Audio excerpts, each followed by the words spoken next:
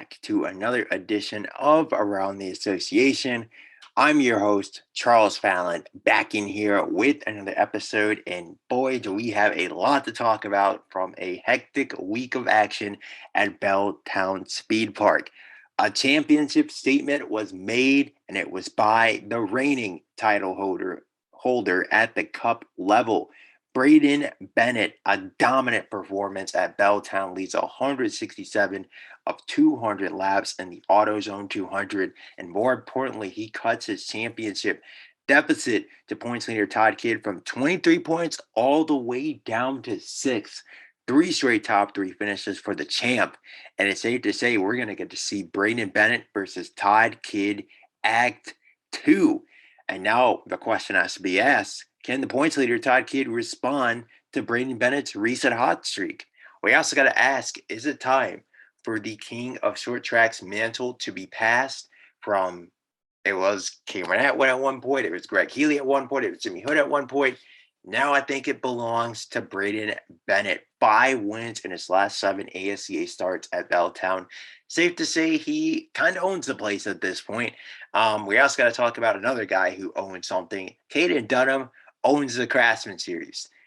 3 starts, 3 poles, 3 wins, and we're already having that debate on whether Cup drivers should be limited at the Craftsman level because of how dominant Dunham has been this season. And that right there alone should tell you all you need to know right there. We also got to talk about a massive silly season bombshell. Colin Ward not returning to Ronnie Woods Motorsports for the 2028 campaign. Driver and team could not agree on a long-term contract extension. Ward obviously wants to be the highest paid driver in the sport. The question is, who's going to give him that money? And I know that Cameron Atwood and Carson Smith are already on the open market, but Colin Ward is easily the biggest name of all of them to become a free agent, and the Ward sweepstakes are about to go crazy, to say the least. And then we'll also bid farewell to the Michigan Road Course, not officially, but we'll preview the final race weekend at the 2-mile circuit. Of course, it is a special doubleheader weekend, so double the racing, double the fun, and double the previews on the way. But first, before we get into it, we gotta shout out the ASCA's Discord server. Click that link in bio, scroll down a little bit, and join, because we got over 100 ASCA fans in the building. You can talk anything, everything ASCA. If you want extra midweek content, news, rumors, reports, you want to see point standings, statistics, records, you name it, history, everything. Chop it up, not just about racing, but other topics as well, other sports, football, basketball, you know the drill. Click that link in bio and join the Discord. It's a fantastic time. Had a great time watching the Belltown Cup race there last Saturday. Fantastic stuff. So yeah, click that link in bio and join that Discord server. And then we also got to shout out Circle B Diecast/Plan B Sales. Use coupon code ASCA for reduced shipping on any orders $30 or more inside the U.S. So without further ado, let's get into it. And boy, what a weekend for the reigning Cup Series champion.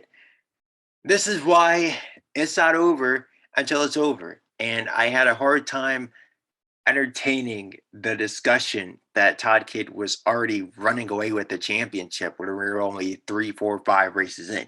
Because now you fast forward 3 weeks, Braeden Bennett rips off 3 straight top 3 finishes.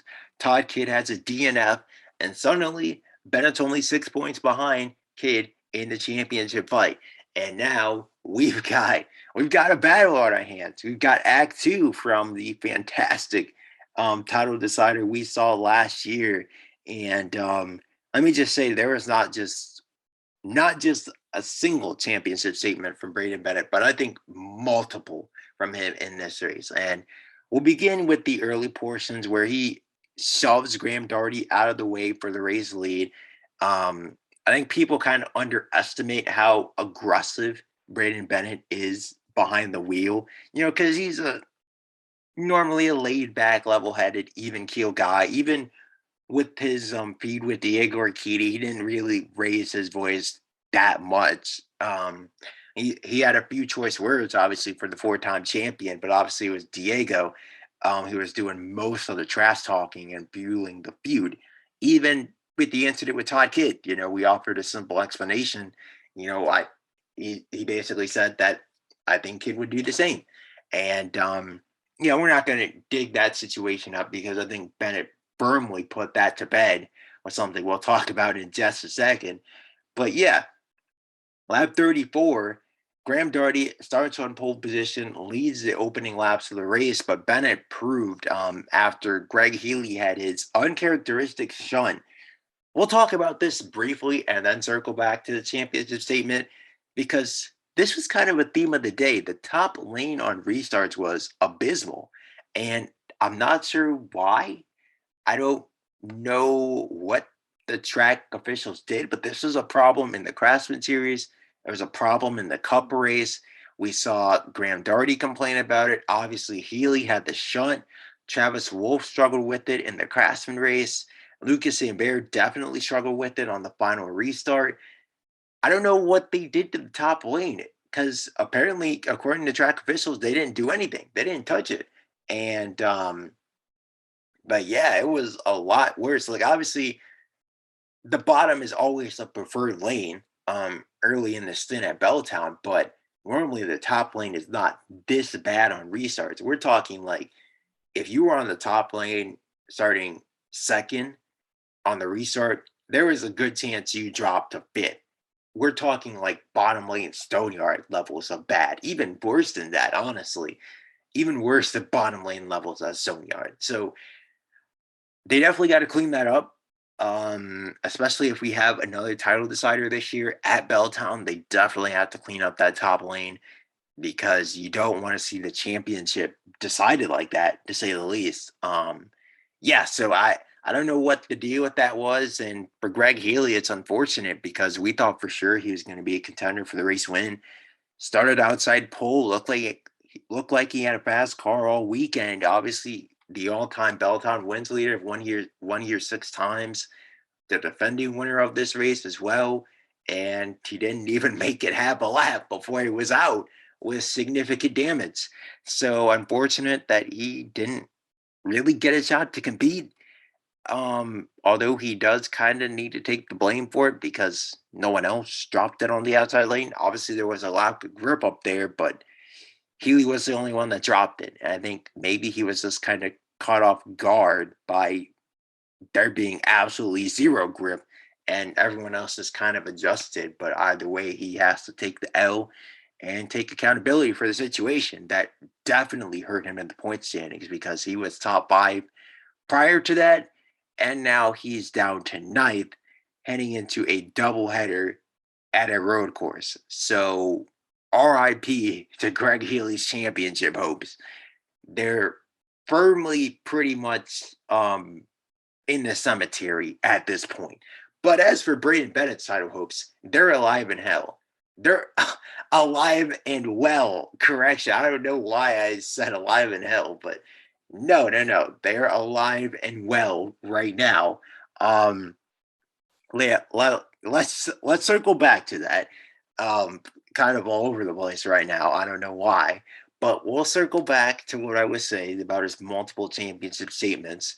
Fast forward to lap 34, and Bennett proved early on he was the fastest car on the racetrack, caught Graham Darty pretty quickly, and then got tired of waiting behind the second year driver. Boom, punch him up out of the way through turns one and two, takes the race lead, and the rest is history. Bennett was pretty much unchallenged the rest of the day. Caden Dunham tried his best to catch the reigning Cup Series champion, but there was really not much he could do. Um, I think the only reason Dunham was able to even match Bennett's pace as long as he was able to was kind of because Bennett was saving. And then we saw Bennett go 100% on that final stint, and the difference in pace definitely showed. Um, at the end of the race, that dash to the checkered flag, that 16 lap stint. So yeah, dominant win for Braeden Bennett, and more importantly, he got some luck on his side. That's what I was kind of mentioning with Bennett. Like he needed some help. He can only control what he can control, which are his results, and his results have been outstanding as of late. Third, second, third, first, the past 3 weeks, and then he got some help. Todd Kidd had his first race where he looked lost. He looked like the 9 team crew chief Trent Warner. They just, I don't know. It seemed like the car just kind of got away from him, because they were running pretty well. They were gaining spots. They were up to fourth at one point, but then they had a terrible second restart. He was trapped on the outside behind Graham Doherty. They both fell back, and Kidd never recovered. He was inside the top 10, but he did end up getting lapped at one point by Braeden Bennett. And yeah, and then obviously ended up blowing the right front tire at the end of the race. He was complaining his car had a lot of understeer. That clearly showed, and obviously a lot of understeer leads to more stress being put on the front tires, and more stress being put on the front tires equals a higher chance of a tire blowout, especially so deep into a run like they had been going there on that second stint. They went nearly 100 laps on that run, right up to the limit where they say, you got to change tires. With the AWS Race Facts, they say 80 to 90 laps. I think they're in about 88 laps or something like that. And that's when Kidd's tire let go. So, yeah, it's a huge L for the 9 team. But also, I don't think it's devastating, especially considering where we're going next week. And let's talk about that as it pertains to the title fight. And that's why I think as a Braeden Bennett fan, you kind of have to pump the brakes a little bit, because we got a doubleheader at Michigan coming up. And we know Braeden Bennett's track record on road courses is not the greatest, to be quite frank with you. Yeah, I think that's obvious. Bennett will be the first to admit that to you. We just had a road course race at the Streets Computerville a few weeks ago, and Bennett finished outside the top 10. I think he was able to salvage a 12th or a 13th in that race. I'm going to go double check the results right now. But yeah, he finished 12th that race. And I think the key for Bennett, you look forward to the Michigan road course, and we'll fully break down the whole race weekend later on in the show. But for Bennett, the key this race weekend is going to be damage limitation. Like, you are going to lose points to Todd Kidd. It's a fact, because Ronnie Woods Motorsports road course program, look, their short track program, trash. I think that we've seen these past 2 weeks, if there's one weakness Ronnie Woods Motorsports has, it's on short tracks. And that's a problem considering Belltown is the title decider, but it's also not a problem in the fact that we only have 2 more short tracks left on the calendar. And that's obviously Braeden Bennett's biggest strength is short tracks. So that's a plus and a minus. But I would say that RWM is strongest on the road courses.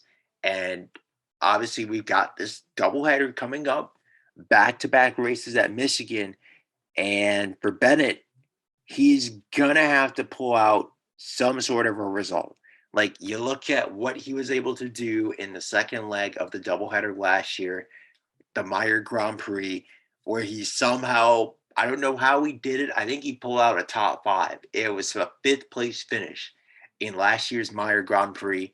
That won him the championship. If he finishes 10th or outside the top 10 in that race, Todd Kidd is a 2-time champion right now. So he's got to salvage some sort of a result. And like I said, it's damage limitation for the 11 team. And I don't know how they're going to do that. I don't know if they can play some strategy, because it's looking like it's just going to be a simple one-stop race, considering it's a 75-lap dash.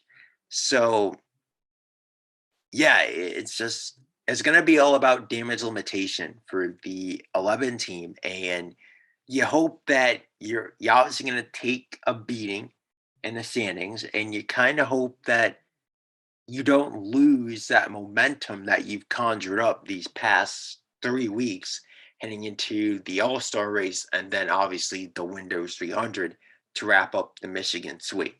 So that's the key for Bennett. And then the key for Todd Kidd over the course of this doubleheader basically is you got to capitalize. Like Braeden Bennett capitalized firmly on Kidd's DNF. He took full advantage of that. And it's up to Kidd now to capitalize on Bennett's weakness on the road courses. You look at what he was able to do at the Streets Computerville. He certainly did that. He finished top five. Fantastic.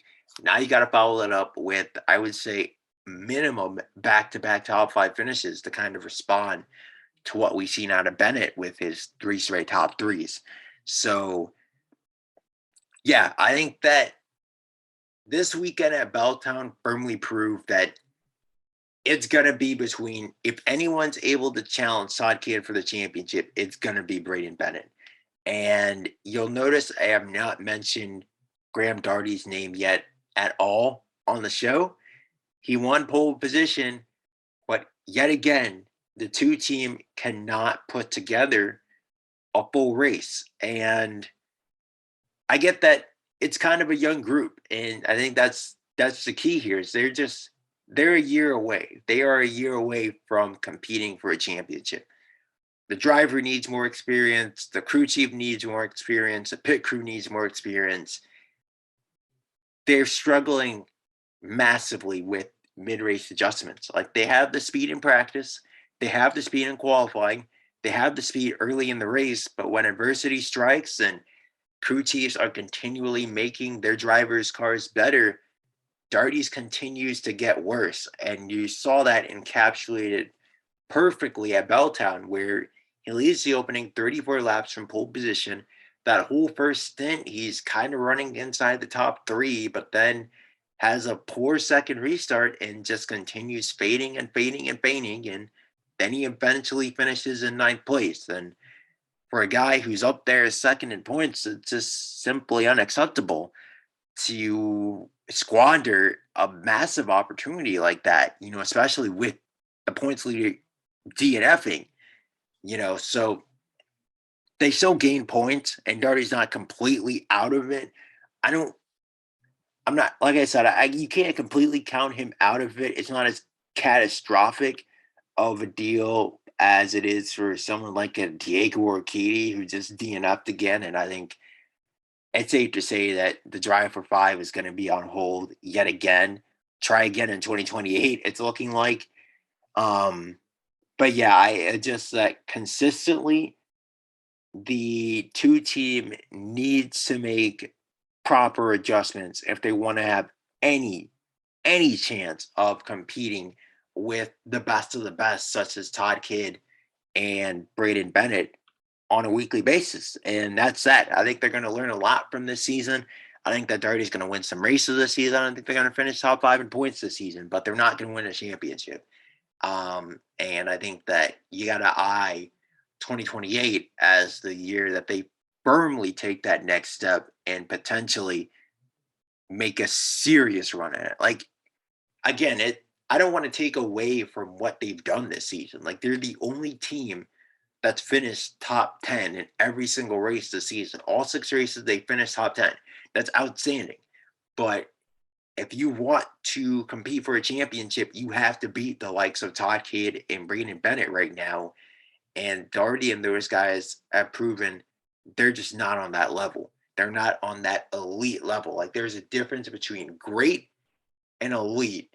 And Darty just has not taken that next step just yet. But again, he's only 21 years old. Like he's got a ton of time and he's well ahead of schedule in his development, to say the least. So, if I'm with Katie Bears Racing, I would be still incredibly, thrilled with what we've seen on a Darty so far this season. He continues to show flashes that when he develops, he will be a perennial elite championship contending driver, for sure.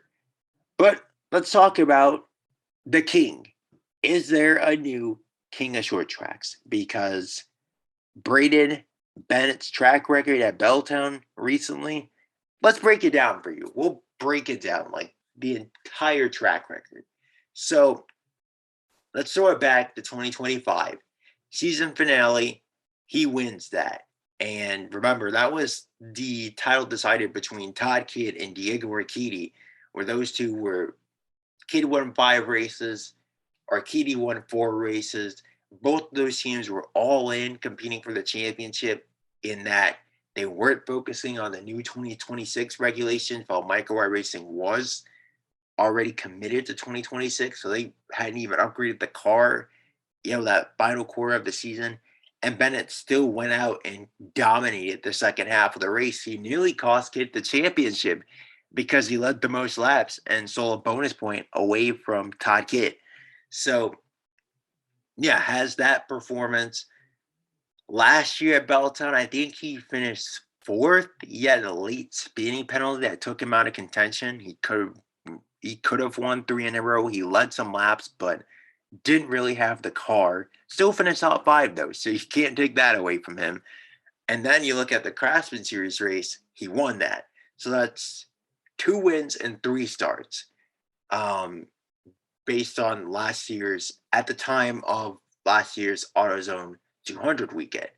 Fast forward to championship week at Belltown, and he sweeps the weekend, wins the Craftsman Series race, comes back, obviously in controversial fashion, wins the Ajax season finale. So we're talking 4 wins in 5 races at that point. And then he has this forgettable performance in last week's Craftsman Series race at Belltown. Obviously finishes a lap down, but comes back out in the Cup race, slaps up the field, and now he's got 5 wins in his last 7 ASCA starts at Belltown, specifically 3 Cup wins here. So half of his Cup wins have come at Belltown. So I would say I'm beginning to say move over Greg Healy, but I'm going to pump the brakes. Actually, I don't know if I'm going to pump the brakes on that statement. I'm going to pump the brakes on that statement. I'm having a tough time. I think that Bennett needs to win. If Healy does not win the season finale this year, then I'm going to say, yeah, Bennett's the new king of Belltown. And I mean, I guess you could argue he's the new king of short tracks in general, considering his Orlando dominance. San Diego, I think, is the only short track he hasn't conquered, which is interesting that he hasn't won there. I know he's won pole positions there, but he's never conquered the track. So that part's interesting. But yeah, he's dominant at Belltown now, dominant at Orlando. Still needs to capture a few check flags at San Diego, but I definitely think that we are beginning to enter the new phase where the torch has been passed from Healy to Bennett as the new king of short tracks. And again, Bennett, he's only 26 years old. He just signed that massive 6-year extension. He's going to be around for a long, long time to come, at least the rest of this decade. Obviously, much longer past that because the contract runs through 2033. So he's going to be around for a bit. And I definitely think that there's a lot more short track wins in his future. And I wouldn't be surprised if we look up by 2030 and Bennett has eclipsed Healy's mark as the all-time winningest driver at Belltown. But like I said, I'm going to give Healy a chance to respond to this. I think that if he can win the season finale at Belltown this year, or if he wins San Diego, then I think he keeps the king of short tracks mantle. But if Bennett wins either of those races, I think you gotta give the reigning champ his flowers. Like, he is so dominant on short tracks. And again, that's the thing with guys like Atwood and Healy and Bennett. They're terrible on road courses, but they're so dominant on short tracks. And with all the chaos we see that happens there, it makes up for their struggles turning right. So, yeah, interesting kind of tidbit on that. But 5 wins in his last 7 starts at Belltown for Braeden Bennett. Just thought that was a really interesting statistic. And because you normally don't think of Bennett as like, oh, like he's going to be a favorite at Belltown, but you don't think he's like elite at Belltown, like on Healy's level. And his recent performance there since 2025, he absolutely has been on that elite level at Belltown. And speaking of a driver who was on an elite level at Belltown last weekend, we got to talk about Caden Dunham. My goodness. Caden Dunham and this 60 team in the Craftsman series this year. Oh my goodness. I don't even know what words you can describe what Dunham has done at the Craftsman level, because he comes out and he just makes it look easy. And there's no better point to encapsulate that than Dunham topping the Thursday morning Craftsman series practice session by 5 tenths. And he just takes the afternoon session off. He says, we're already fast enough in first practice. We don't even need to show up for happy hour. We're good. Take the session off, boys. We'll come back for qualifying tomorrow morning. He comes back for qualifying the next day, out-qualifies Travis Wolf by 3 tenths, and then absolutely obliterates the competition in the race. The crazy part, again, when it comes to Dunham, is that this is a 19-year-old Cup rookie we're talking about. A 19-year-old Cup rookie. And that's what I find incredibly disingenuous when it comes to the conversation about limiting Cup drivers, is that we've seen guys like Doug Bowden and Jared Ayers run these Craftsman races for years, like 6-7 races a year. They've gotten into it with Craftsman guys. They've had all these feuds. They've torn up a lot of race cars. No one said a word. And you know why they didn't say a word? Because they weren't winning. They won some. I mean, eventually you're going to win when you run half the Craftsman schedule as a Cup guy. You should win. Especially considering they both were in top tier equipment. Bowden at the Ford Development Program and Ayers at Michael White Racing. Like, they won some, but they didn't really win on a consistent basis. You kind of knew when they were in the field that the competition had a chance. But when Dunham is in the field, when he is on the entry list, it's not even a competition. It's the 60 car, and then it's everyone else. That's what Dunham's 3 starts this season have been. And as I mentioned, I do find it incredibly disingenuous, the recent push for the limits on Cup drivers, because I think a lot of people want it because they don't like Dunham, not because they don't want to see Cup drivers in these races. Because Braeden Bennett ran like 5 races last year as the Reigning Cup Series champion. He ran 5-6 races. He won 3 times. No one said a word about that. But you look at Dunham, he's only run 3 races this year. He's won all 3 of them in absolutely dominant fashion, and everyone wants him limited when he has far less experience than a Cup Series champion like Braeden Bennett. And I get that obviously last year at the time he wasn't a Cup champion, but he was already a multi-time Cup winner, a breakout star at the Cup level. Like, you knew who he was. He certainly was like one of the top Cup drivers in the sport. Dunham, I think, is one of the most talented, but I don't even think it's fair to call him one of the top Cup drivers in the sport because he only has 7 Cup starts under his belt.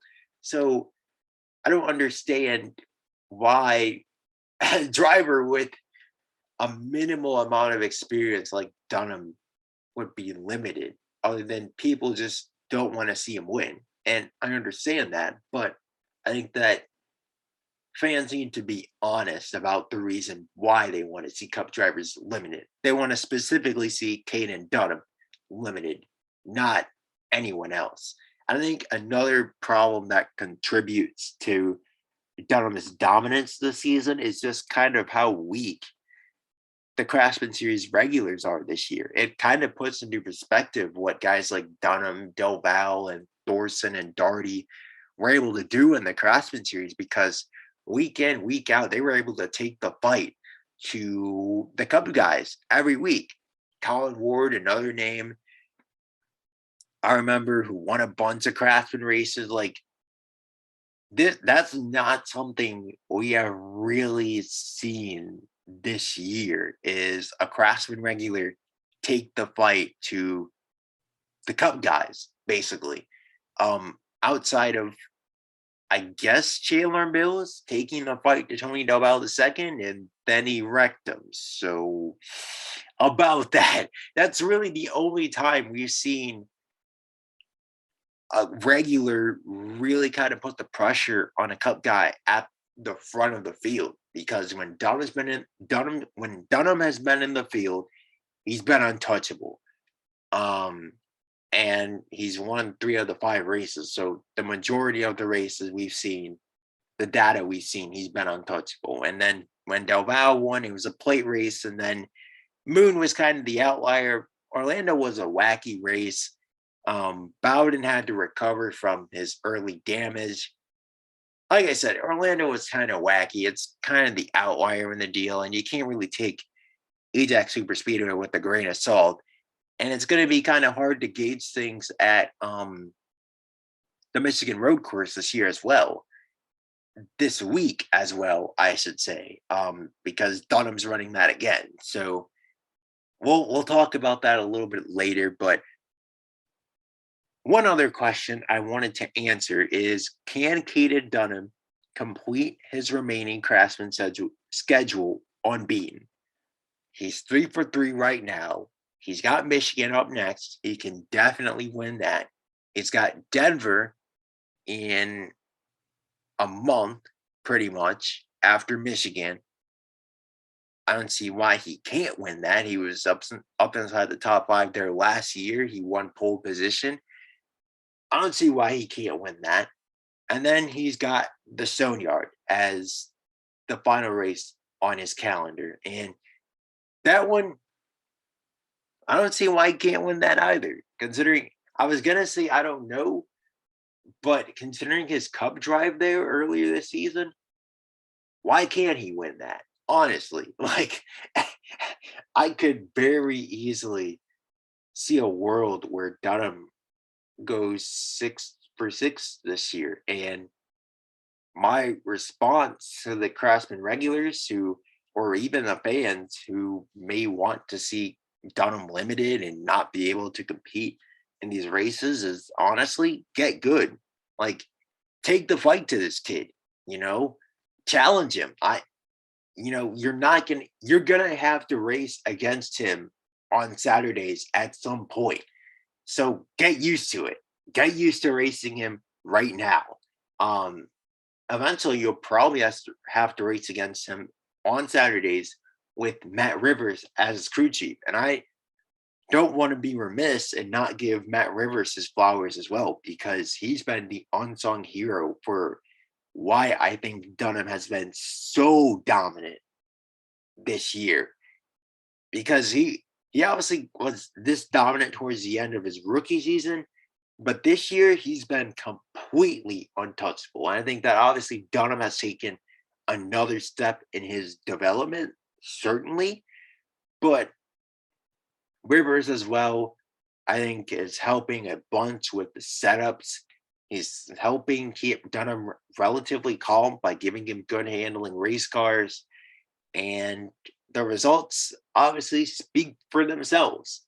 So, yeah, it's an interesting discussion with this whole Dunham deal. It's just crazy to think that this kid hasn't even reached his 20th birthday, and he's already in the top 10 of the series' all-time wins list. We could very well live in a world where Dunham has 10 Craftsman Series wins by the end of the season at the age of 19. Again, at the age of 19, he'll already have 10 Craftsman Series wins. I'm just going to leave it on that. And we're going to briefly talk about this championship fight, because I don't even know what to say about the title fight at this point. It's kind of a back and forth right now. I think that three names have begun to establish themselves. It's Trenton, it's Reynard, and it's Will Moon, who are the three main protagonists right now. I think that Hood isn't quite ready. He had an immature moment where he dumped Andy Green, so he's still got some learning to do. Ryan Dixon, I will say, is finally starting to figure things out in the 12.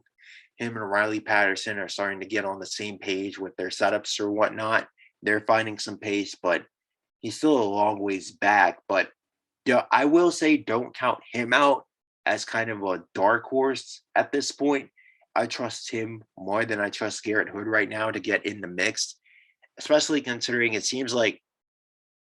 kind of seems like no one wants to win the championship right now because you had Reynard binning it in opening practice. He had to start at the rear. He finished 14th as a result. Trenton capitalized big time on Reynard's mishap, but he didn't have a great qualifying session. He did have a fantastic drive, though, from 13th to 2nd. So shout out to him for sure. And then you've got Will Moon, who was kind of in some controversy with Gavin Lawson, but he has put together back-to-back top 5 finishes. And heading into Michigan, I don't know what to expect between these three. I think that the first true test is going to be that treatmypc.com 150, where you're not going to have any Cup drivers and you're really going to get to see these guys shine. I think that whoever wins that race out of those three, Reynard, Trenton, and Moon, is probably going to win the title. The thing about Reynard and Trenton as well is they've never won a race at the ASCA level, whereas we know Moon and Dixon have been there, done that multiple times minimum. Dixon has obviously done it 10 times, done it 15 times total in his ASCA career, but Trenton and Reynard still have yet to seal the deal. And you're obviously probably not going to win a championship winless. I need to see how they handle the pressure of closing in on a race win, specifically Reynard, considering how close he was to winning the treatmypc.com 150 last year. But again, that's a different subject matter for another day. We'll talk about that in a couple weeks. But yeah, that's pretty much it for the title fight. Let's get to silly season now, because boy, did a bombshell drop on the ASCA landscape this morning. Colin Ward not returning to Ronnie Woods Motorsports in 2028. I feel like this was kind of inevitable, considering they could not hammer out any sort of progress on a long-term extension. We heard they were at an impasse for the longest time. They had stopped talking since Streets of Computerville, and apparently Ronnie Woods Motorsports put out a last-ditch kind of offer to Ward, a 1-year, $17 million deal. Ward said no, and he's going to test the open market. So this is huge. This is absolutely massive. When it comes to Ward, I think, I don't know how to put this, but I think he's easily one of the most talented drivers in the sport. Like, in terms of raw talent, he is the total package. And it's kind of surprising that he hasn't won more races yet. Although I feel like part of that's kind of due to the fact that, well, he's obviously been having that contract dispute with Ronnie Woods Motorsports, so he's not getting the full backing of a Todd Kidd or Shane Park or even a Chris Barrymore, who've all been there long term. So Ward certainly has a good chance to win this weekend, though, maybe potentially multiple times at the Michigan Road Course. We'll see. But yeah, I think that he has a lot of wins ahead of him, and whoever gets him is going to have a championship caliber driver. Right now, he's about 5th, 6th in points on the season. He's 4th in points, actually. 2 top 5s, 5 top 10s. No wins on the year, though. No poles, no laps led, only 1 DNF in the Ajax 200. So very quietly fourth in points for Ward as well. I don't think you haven't really heard his name much. Again, no laps led this season. He's the only driver inside the top five in points without any laps led on the campaign. I think that's going to change relatively quickly, as I mentioned at Michigan. But you're getting an elite road course racer. I think you're getting one of the best plate racers in the sport. Ward is adequate on short tracks. He's not great at Orlando. San Diego, he's but Belltown, he's been solid. He's led laps there before in the past. High speed, aero sensitive tracks, he's been solid there as well. He won Salt Lake last season, of course. And yeah, the Windows 300, mixed bag for him, really. I think that kind of just depends on the year. And I think you can say that for most drivers, to be quite honest with you, just kind of depends on the team's high speed aero sensitive package that they bring that year. Um, but yeah, Ward is a guy who checks all the boxes. And most importantly, he's only 25 years old. What's I get kind of grandpa years, but he's gonna be 26 next season. So he's just now entering the prime of his career. He's gonna have 3 years of cup experience under his belt. Like, you are getting a driver who is ready to compete for championships right away. But I think Ward has proven multiple times over the course of the season that he is an alpha type A personality and that he is not going to play second fiddle to anyone. And that includes an elite level talent like a Todd Kidd. So that I think with that in mind, I cannot see him going to somewhere like Key Burrs Racing. He needs to go somewhere where they're going to build the team around him. Basically, that's what I'm trying to say. So similarly to how they have kind of built up Ronnie Woods Motorsports around Todd Kidd, how they're building up Michael White Racing around Braeden Bennett, and how they built up Orchidi Bears Racing around Diego Orchidi for so many years. Like, that's the type of situation that Ward needs, I think, to reach his full potential. He's obviously very close to his full potential right now at Ronnie Woods Motorsports, and this is by far the best equipment that he's probably going to have in his entire career. But I think that him being a type A personality tells you all you need to know about why he's leaving this situation, why he didn't want to take a pay cut, and why he wants to be the highest paid driver, because he wants his own team. He wants to lead his own team. He does not want to play second fiddle to anyone. He doesn't want to take team orders from anyone. He wants people. I think that Ward is the type of guy who wants people to have to follow team orders for him. That is who Colin Ward strikes me as. Type A, bold, alpha, in your face personality. And yeah, he's not brash like a Dunham or Diego Urquidy with it, but you can kind of tell, like, that is who he is. So with that in mind, I think a situation like a Dexter Andrews Motorsports would be very interesting for him to kind of build them up potentially. I think a St. Paul Racing would be a perfect destination for him as well. Obviously, they're just a blank slate right now, 2 entries. Who knows where they're going to go with that?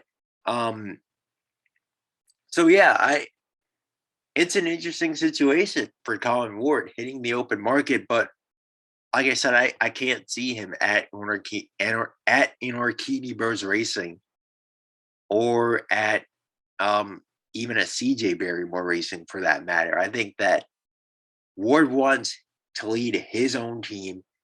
He wants to secure that bag. And he wants to be the dude, that a team's franchise driver. There's no doubt about it.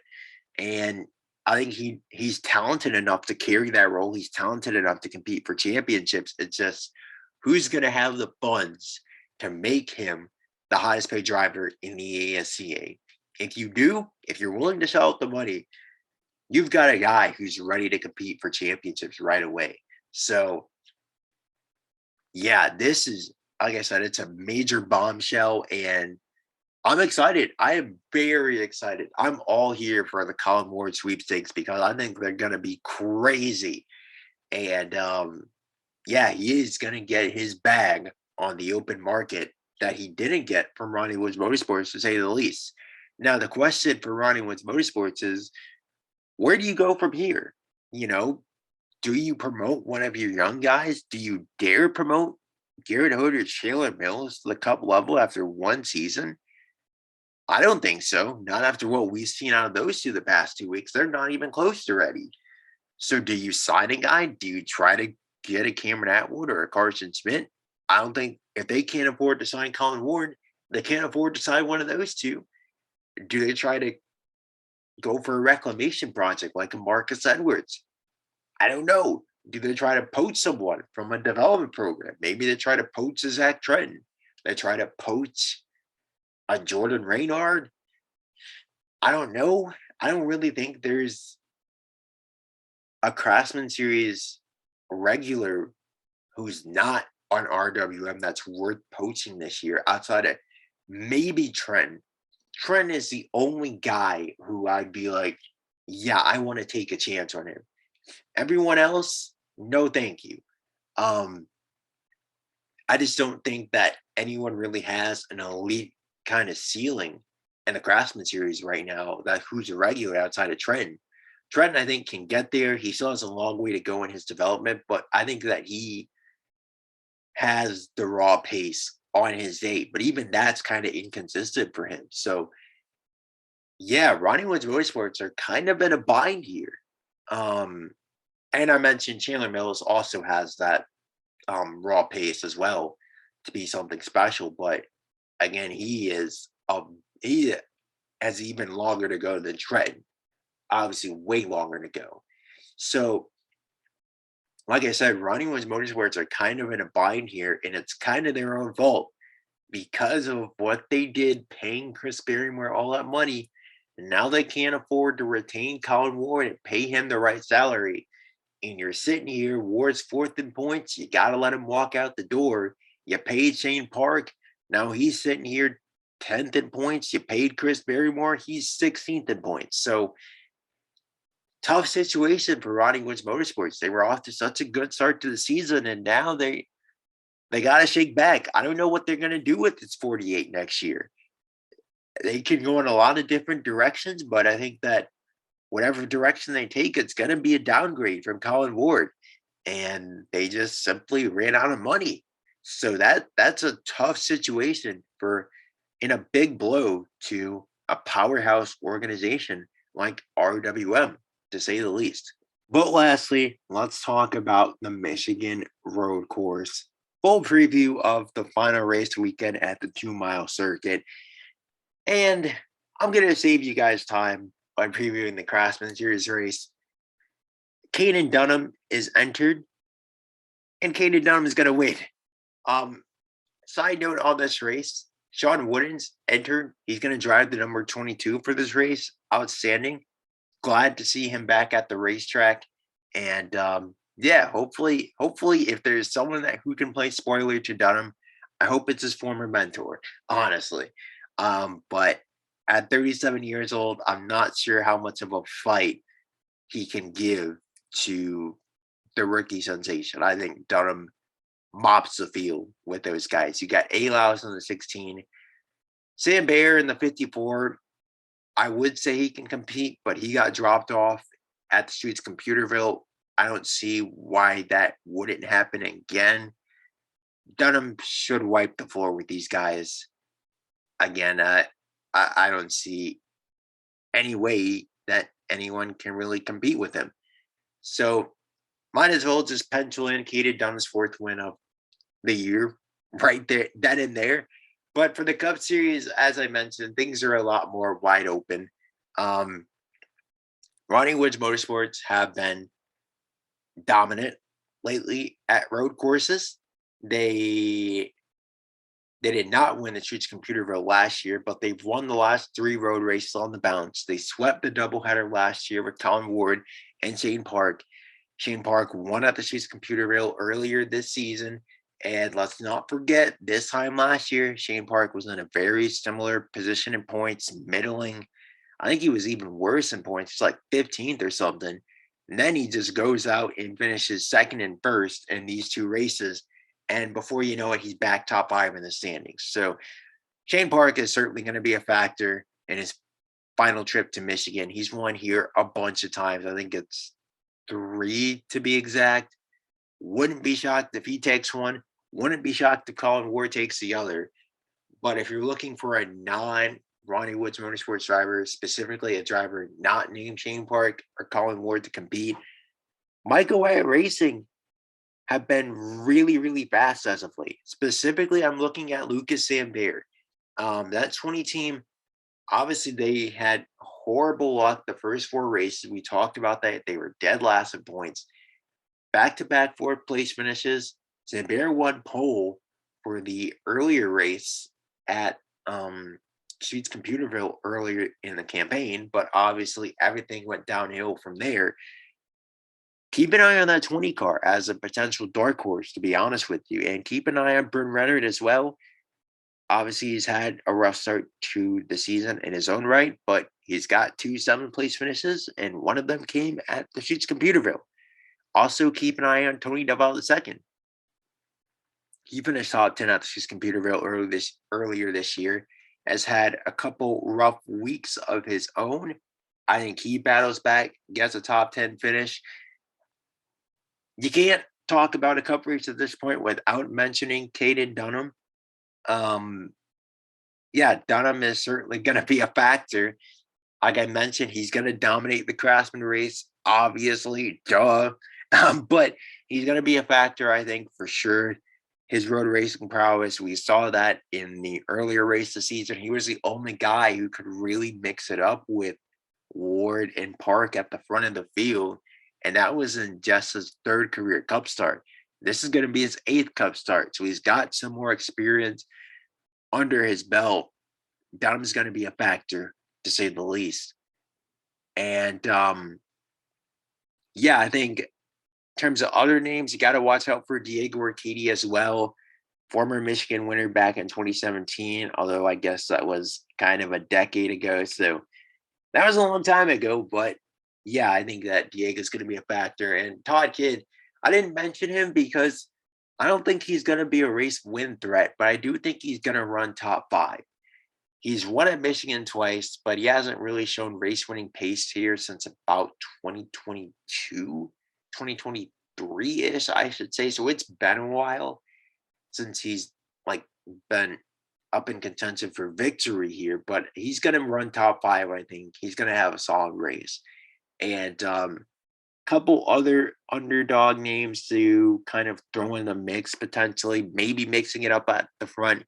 Jared Ayers is one, always been a solid road racer. He led the most laps in this race back in 2021. I think if we get we're obviously getting an invert of the top 10 for the second race. I think if he finishes like 8th or 9th in the first race, keep an eye on that 99 in the second race. And also Gunnar Thorson won the Craftsman Series race here last year. Keep an eye on that 7 car. He's had a rough past couple weeks getting his welcome to the ASCA moments kind of out of the way. Basically, keep an eye on him. I think he's going to run pretty well and kind of bounce back a little bit. He's been solid at road racing thus far throughout his ASCA career. But if I had to make an official prediction, I don't want to do this and just make the obvious picks, but I'm going to make the obvious picks. It's going to be Colin Ward and it's going to be Shane Park. In what order they win, I don't know. You can be the judge, but those 2 are going to win. And that's pretty much that. So this has been another episode of Around the Association. I'm your host, Charles Fallon. Thank you for joining me, and we'll see you after double the racing, double the fun, a fun weekend of action at the Michigan Road Course ahead of us. See you then.